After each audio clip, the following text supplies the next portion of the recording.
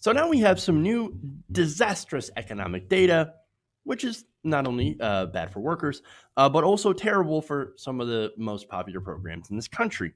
So let me get to that.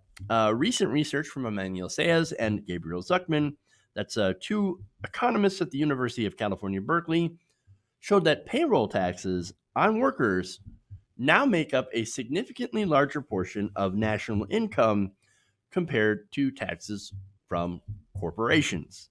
So, what that means plainly is that workers through the payroll tax actually pay more taxes than giant multinational corporations. That is disastrous. So, let me show you this chart here, federal corporate versus payroll taxes. As you can see, payroll taxes kept going up, corporate taxes keep going down as the share of national income. So that means you, as a worker, actually pay more into the federal government as a share than corporations. That's disastrous. Now, this chart, like I said, showed that payroll taxes made up 7.8% of national income back in 2018 compared to 0.9% for corporate taxes. That is the widest gulf in almost 2 decades.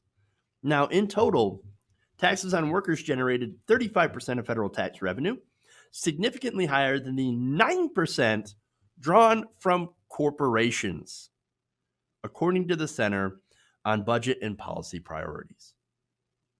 So, yikes, man. Not good. Now, the richest corporations, by the way, so we have the richest corporations in the world, right? The world has ever seen. They pay less in taxes than their workers do, and yet, everybody seems to be fine with this. The government seems to be fine with this. Now, look, if you're somebody who thinks, look, man, I pay a lot in taxes, well, you'd be right. You do, because corporations pay less. So now, it's not, of course, because big bad government wants you to be broke and pay all your money in taxes. No, it's the fact that corporations have actually purchased the government, and in doing so, decrease their tax burden. They rig the system against you and for themselves, and have made sure that your tax money goes back to them in the form of subsidies and federal contracts. And instead of allowing your tax money to, for example, go back to you in the form of healthcare, just one example, right? So now Zuckman told Business Insider that the trend, combined with wages that haven't budged much upward, has contributed to high wealth and income inequality. In fact, workers, he said, who have seen their wages stagnate over the last decade have seen their tax rates increase, while the wealthiest Americans have seen theirs fall. This tax injustice, he says, is a powerful engine of inequality.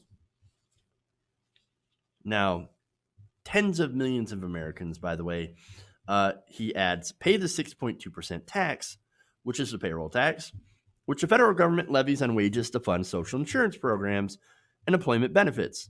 It shrinks workers' paychecks as a result. And of course, you're supposed to get that back if you're unemployed, and once you, of course, be eligible for Social Security and Medicare.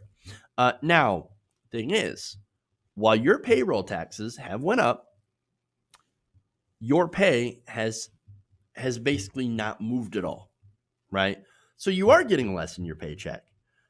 This is all while taxes on the highest earners have been cut by corrupt lawmakers over the last 3 decades.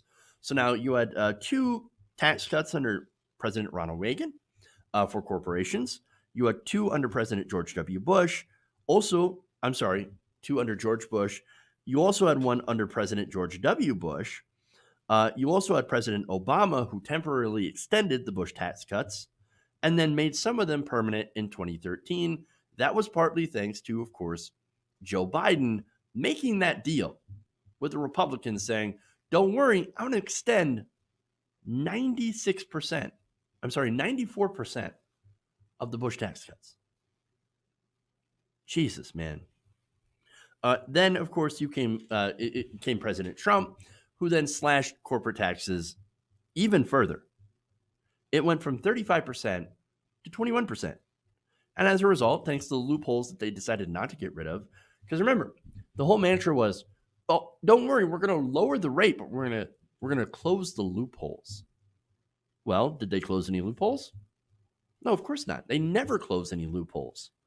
And that's why, of course, corporations continue to get away with paying basically nothing. In fact, 91 corporations paid zero in taxes. Now, some of them include Amazon, CenturyLink, Chevron, Deere, means John Deere, Delta Airlines, Eli Lilly, FedEx, Gannett, General Motors, Goodyear, Honeywell, JetBlue, MGM Reports, Netflix, Prudential Financial, Starbucks, and Whirlpool. And so, again, while you paid more in payroll taxes, they paid nothing. Now, the solution, of course, is not to cut payroll taxes, because that ends up hurting Medicare and Social Security down the line. No, in reality, what needs to be done is first, your wages need to go up. Regular worker wages need to increase. And the cap on Social Security, on the payroll tax, needs to be lifted for people who are incredibly high earners. So now, and look, and by the way, the reason I say wealthy high earners is because they're the ones that skip out on paying payroll taxes. In fact, William Gale, co-director of the Urban Brookings Tax Policy Center, noted that virtually everybody pays a tax, right? But the way it's structured ends up being more regressive and hitting low-income workers. The problem is that he says, quote, is that it's paid in the first dollar of earnings and it's capped. So it's a regressive tax. Now, that cap, of course, is about $128,400 on taxable wages. Once you earn past that, you no longer have to pay a payroll tax. So people that are making $1 million a year or $200,000 a year, they no longer have to pay the payroll tax, which again shifts most of the burden down to people who are low income, who make under that cap. And look, that makes that tax far more regressive. That tax everyone needs to pay, including people that are making over $1 million, should not be capped. They should continue having to pay that. And by the way, that would solve the solvency problem of Social Security. And look, if you lift the cap, problem solved. The wealthy will pay more, but it's also more fair, because even though the wealthy pay more, the wealthy also can get Social Security when they retire. Some people might think that that's not fair. No, it's actually the epitome of fairness. You pay into the system, you get something back.